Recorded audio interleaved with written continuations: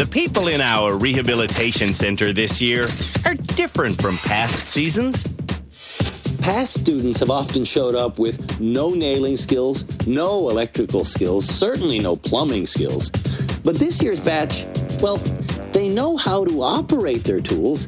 They just don't know what to do with them. At all. This is Canada's Worst Handyman.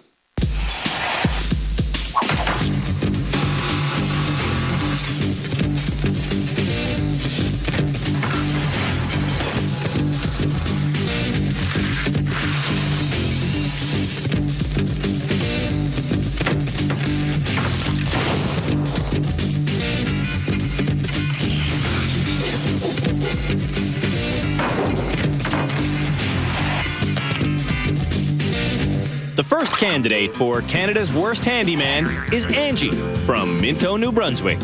My name is Angie, and I've been nominated by my stubborn, pig-headed, pain-in-the-butt husband, Roy, for Canada's Worst Handyman.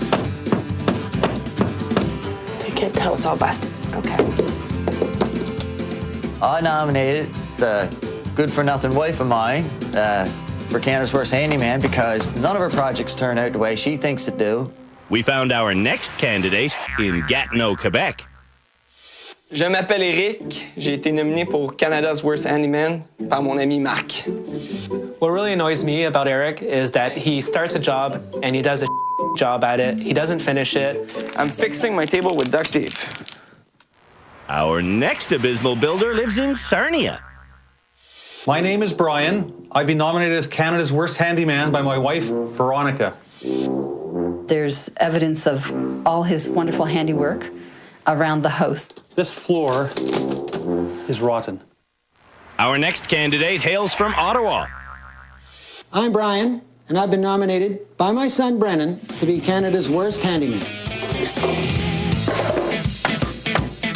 There's nobody I know in the world like my father when it comes to building stuff. Our westernmost nominee is a self-described tool phobic from Red Deer. My name is Johnny, and my wife Darlis has nominated me for Canada's Worst Handyman. It's important for me that Johnny gets better for his own self-confidence.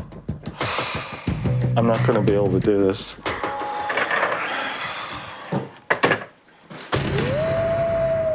Here at our far-flung rehabilitation center, Canada's Worst Handyman will be getting expert guidance from Jeff Woodmansey. I'm going to use a pedo level because I don't have a lot of room in here. And Gail Prosser-Craig. Whatever the thickness of your material is, double that, and that's what you should be using for your screw. This bathroom has to go. In fact, every bathroom in this lodge has to go. So, the next challenge for Canada's Worst Handymen is to get rid of their existing toilets. They also have to dump their sink, their vanity, their bathroom floor covering, lots of stuff. All right, it's demo day. To tear down his wall covering, You want the sledgehammer? No. What for? Brian M. wants to use an axe. Angie's got her feet going. And Johnny's using his hands. Ah! When everyone gets two walls completely pulled apart, Ow! Oops, sorry. it's time to dismantle the bathroom. Oh. In Angie's bathroom,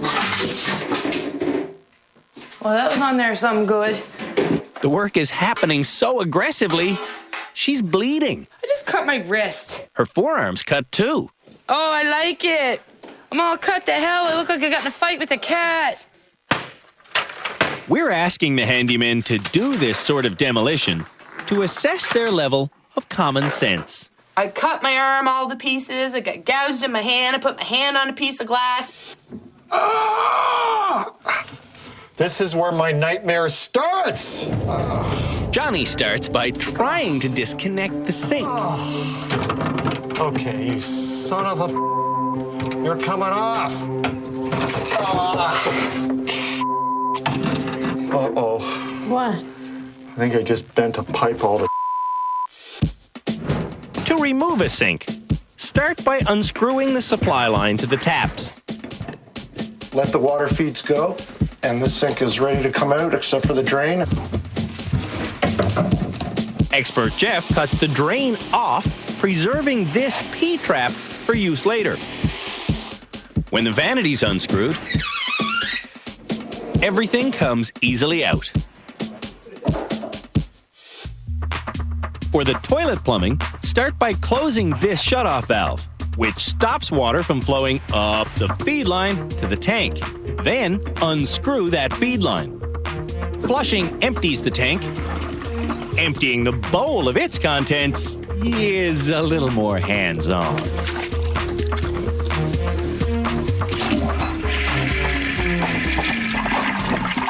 To free the toilet from the floor, It's one tool, 2 simple bolts. 1 wrench and 1 minute is all you need.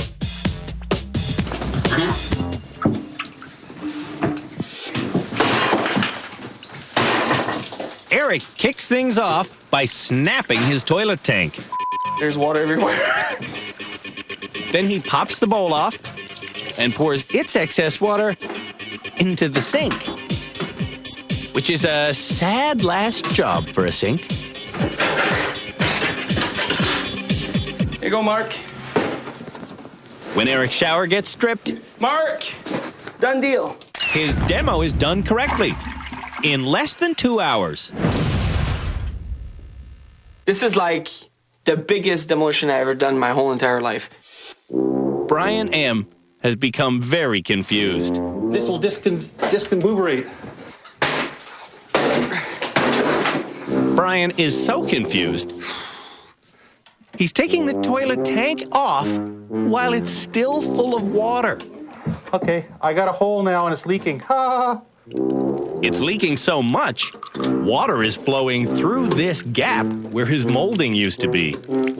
Brian, can you come here with me for 1 sec, please? Very quickly. Carrying a toilet isn't exactly quick, but Brian does make it downstairs in time to see where his water is going. So this, look. Oh! This is what we're talking about. And that's just stuff Above that's... my room? Yeah. There's nothing I could do. Brian's demo job is a big mess. Yep, I'm not the handyman today. Brian P. Maybe a hacksaw again. is cutting off the valve that controls the flow to his toilet tank. This means he'll have nothing to screw the new water line onto. Brian P. is creating a big pain in the rear end for himself. You do not remove the shutoff valve for your toilet. The nuts and bolts holding Angie's toilet down have rusted together. Okay, I don't have 2 ass clues how to turn this. So, Roy suggests Here, cutting the bolts off. just go back and forth with the hacksaw on the bolt. Angie tries to go back and forth, but it's not really working. Okay, Roy, my arm is breaking. Can I just beat it off? Apparently, Angie can beat off a toilet. Oh, yeah, that felt good, smashing this crap. This is not demolition, this is annihilation. Ah! Hey, Roy!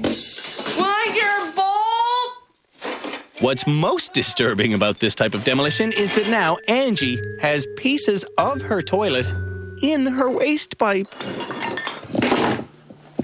That's friggin' nasty sticking your hand in here.